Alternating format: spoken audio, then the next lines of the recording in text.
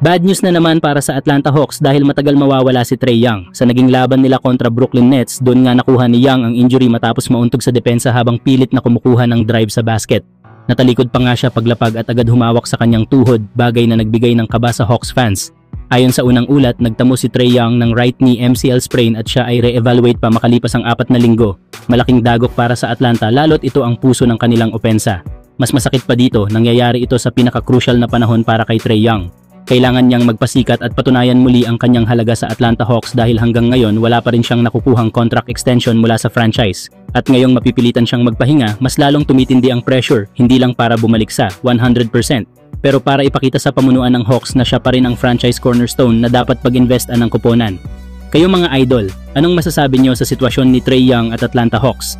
Malaking epekto ba ito sa future niya sa franchise? Samantala, isang game suspension ang ipinataw kay Ja Morant dahil sa actions deemed detrimental to the team. Nagugat ito matapos questionin ni Coach Thomas Isalo ang leadership at effort ni Ja matapos matalo sa Lakers at ayon sa report, sumagot si Morant sa tono na hindi nagustuhan ng koponan sa performance niya laban sa Lakers. 8 points, 7 assists, 3 of 14 shooting and 0 of 6 beyond the arc. Kaya maraming fans ang nagsasabing parang binenta pa nga ang laban dahil sobrang layo sa usual energy at killer mentality na inaasahan kay Ja. Pero ang mas malala, sa post-game interview nang tanungin si Morant kung ano nangyari at bakit kulang sa energy ang laro niya, sinabi niya na sa coaching staff daw dapat itanong. Na para bang sila ang dahilan kung bakit ganun ang laro niya, tipong kung sa kanila baka mas mabuti pang huwag na nila akong gamitin. Sa madaling salita, ayon kay Ja, coaching staff daw ang dapat tanungin kung bakit hindi siya pinapalaro ng tama. Dahil dito, tumindi ang usapin sa loob ng locker room. Accountability ba o tinutulak palayo ng star ang coaching staff? Para sa iba, disrespectful. Para sa iba naman, may point daw si Jay na hindi siya nagagamit ng tama. Pero ang timing at attitude, yan ang naging malaking issue kaya agad itong nagresulta sa suspension. Samantala, inaabangan ngayon kung paano babangon si Morant pagbalik niya. Magpapatuloy ba siya o lalong lalalim ang drama sa Memphis? Kayo mga idol, tingin nyo ba may punto si Ja o dapat lang talaga siyang masuspende? Samantala, patuloy ang malas sa injury department para sa Los Angeles Lakers matapos makonfirm na sidelined si Maxi Kleber dahil sa oblique strain. Ayon sa ulat, nire-rehab pa rin ang big man at nakatakdang re-evaluate sa mga darating na araw.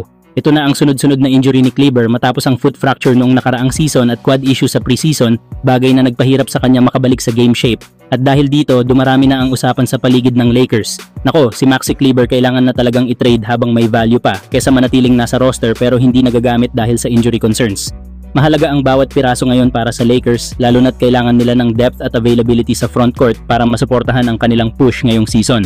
Sa kabila ng maingat na rehab plan, tumatagal ang recovery cycle at nagiging paulit-ulit ang setback.